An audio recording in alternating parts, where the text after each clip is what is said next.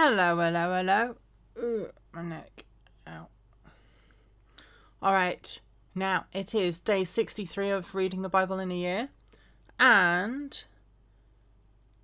it is the third reading, and I'm reading Luke chapter 14.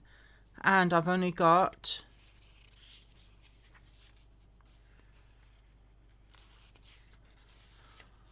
I've got a lot more chapters than I thought I had. Alright, let's get reading. A man with dropsy healed on the Sabbath. Now, I heard the word dropsy before, so I searched it on Google, and it is an old-fashioned term for a medical condition where fluid builds up in the body's tissues, causing swelling, now known as edema or hydropsy. So it's an old disease and is still going around.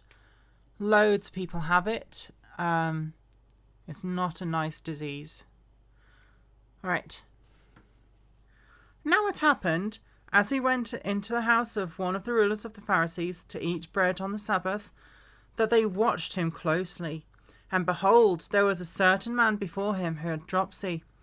And Jesus answering spoke to the lawyers and the Pharisees, saying, Is it lawful to heal on the Sabbath? But they kept silent. And he took him and healed him and let him go.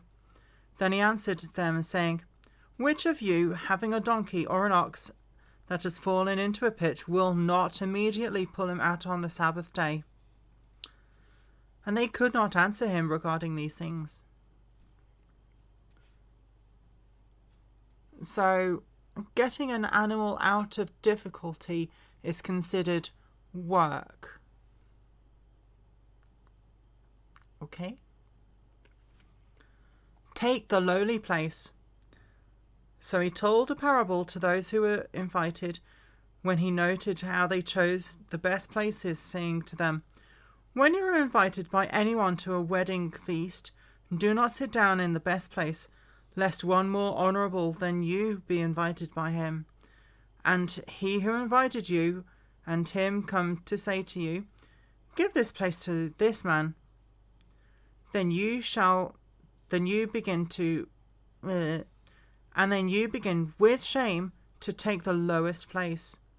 But when you are invited, go and sit down in the lowest place, so that when he who invited you comes, he may say to you, Friend, go up higher.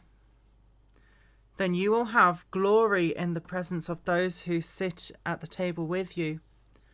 For whoever exalts himself will be humbled, and he who humbles himself will be exalted. Then he also said to him who invited him, When you give a dinner or a supper, do not ask your friends, your brothers, your relatives, nor your rich neighbours, lest they also invite you back and you be repaid. But when you give a feast, invite the poor, the maimed, the lame, and the blind, and you will be blessed, because they cannot repay you, for you shall be repaid as at the resurrection for the just.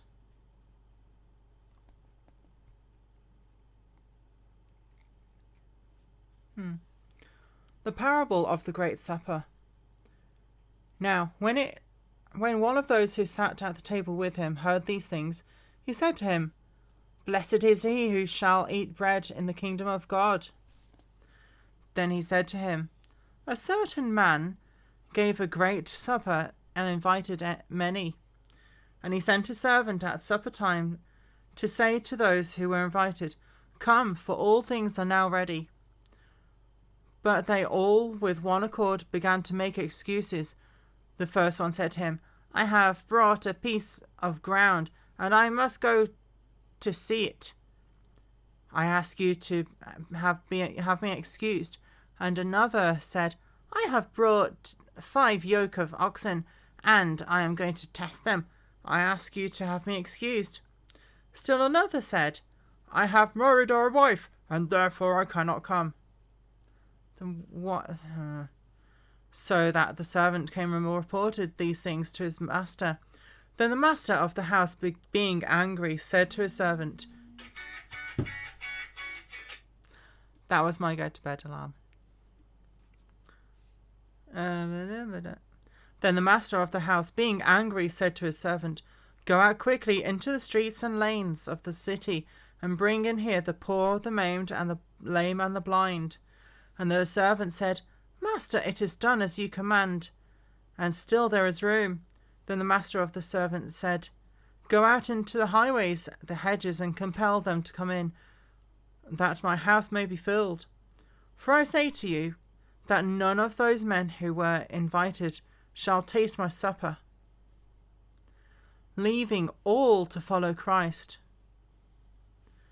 Now great multitudes went with him, and he turned and said to them, if anyone comes to me and does not hate his father and his mother, his wife and his children, brothers and sisters, yes, and his own life also, he cannot be my disciple. And whoever else does not bear his cross and come after me cannot be my disciple.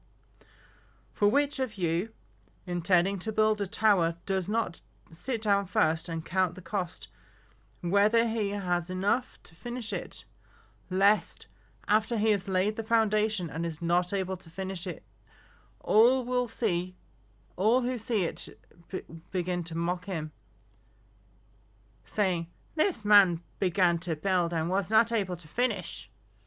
Or what king, going to make war against another king, does not sit down first and consider whether he is able to, with 10,000, to meet him who comes against him with 20,000? Or else, while the other is still a great way off, he sends a delegation and asks conditions of peace. So likewise, whoever of you does not forsake all that he has cannot be my disciple. Tasteless salt is worthless. Salt is good, but if the salt has lost its flavour, how shall it be seasoned? It is neither fit for the land, nor for the dunghill, but men throw it out.